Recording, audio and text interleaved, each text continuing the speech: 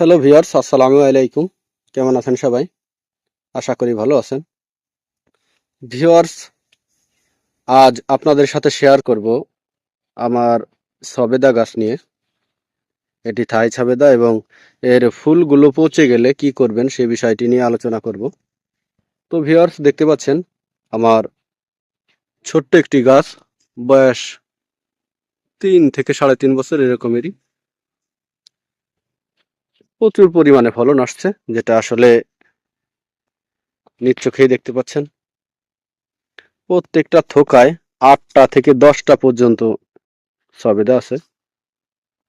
এই দেখতে পাচ্ছেন প্রত্যেকটা থোকায় 8 থেকে 10 থেকে 12টি পর্যন্ত সবেদা। প্রচুর পরিমাণে ফলন আসছে।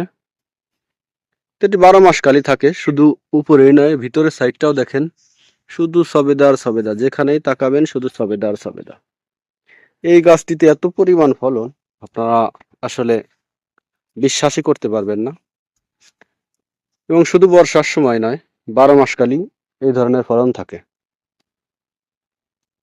প্রত্যেকটা ডাল নুইয়ে পড়েছে এই সবেদার ভারে। এটি হচ্ছে থাই জাতের সবেদা।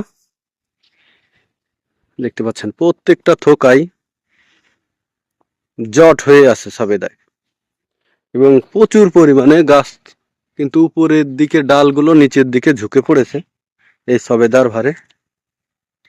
প্রচুর পরিমাণে ধরেছে। এটি হচ্ছে থাই সবেদা। দেশি সবেদার থেকে একটু একটু লম্বাটে। দেশি সবেদাটা গোল হয় আর এটি একটু লম্বাটে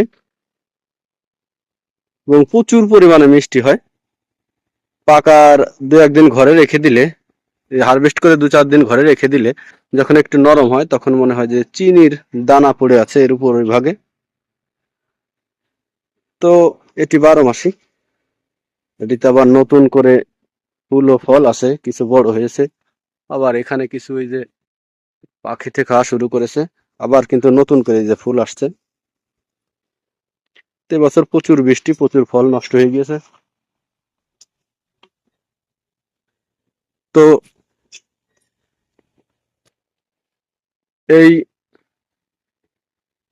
ফুলগুলো কিন্তু পচে যাচ্ছে, তাই ফুলগুলো পচা রোধে আপনারা কি করবেন সে বিষয়টি নিয়েই কথা বলবো। তো ভিউয়ার্স, এই ফুলগুলো যদি পচে যায়, দেখতে পাচ্ছেন এখানে সব ফুলগুলো, নতুন করে যে ফুলগুলো আসছে এই ফুলগুলো পচে গেছে। অনেক সময় ছোট ছোট গুটি হয়ে সেগুলো ঝরে যাচ্ছে। এটির একটি কারণ, সেটি হচ্ছে ছত্রাকের আক্রমণ। তো এই ছত্রাকের আক্রমণ হলে আপনারা অবশ্যই গাছে একটি ছত্রাকনাশক স্প্রে করতে পারেন।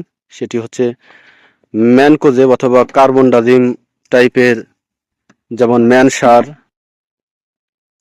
তারপর রিডোমিক গোল্ড, এগুলো আপনারা এই গাছে স্প্রে করতে পারেন।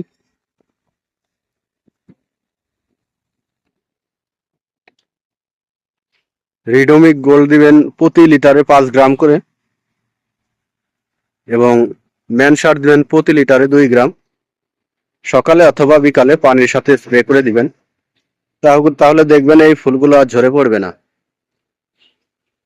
তো আমিও আমার গাছে এ ধরনের ওষুধ সবসময় ব্যবহার করি, নিজ অভিজ্ঞতার আলোকেই বললাম।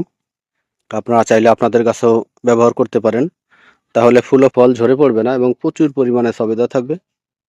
তো ভিউয়ার্স, আজ এ পর্যন্তই। পরবর্তী ভিডিও পেতে অবশ্যই চ্যানেলটি সাবস্ক্রাইব করবেন। ধন্যবাদ সবাইকে, ভালো থাকবেন সবাই।